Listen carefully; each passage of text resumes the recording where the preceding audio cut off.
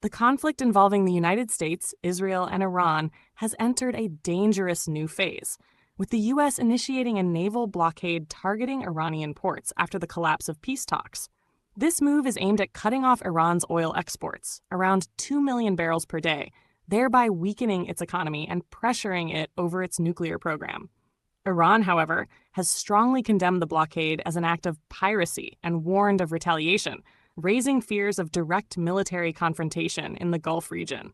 Meanwhile, Israel's involvement alongside the U.S. has further intensified hostilities, turning the situation into a broader regional conflict with global implications.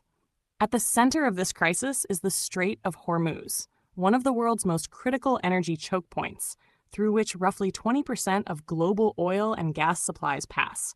Due to rising threats, including sea mines, missile risks, and military patrols, shipping traffic has dropped sharply, with hundreds of vessels stranded or avoiding the route altogether.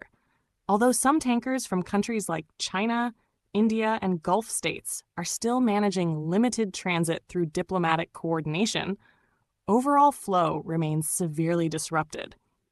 Iran has also leveraged its geographic advantage to exert control over the narrow waterway, increasing uncertainty for global shipping companies. The disruption is already having a significant impact on global energy markets.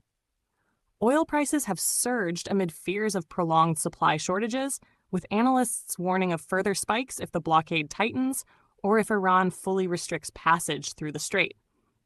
Many countries, especially in Asia, which depend heavily on Middle Eastern oil, are facing increased economic pressure and potential fuel shortages. At the same time, the U.S. has warned it will take strict action against any entity trading Iranian oil, signaling tighter enforcement of sanctions. Overall, the situation remains highly volatile, and without a diplomatic breakthrough, the risk of a wider regional war and a global energy crisis continues to grow.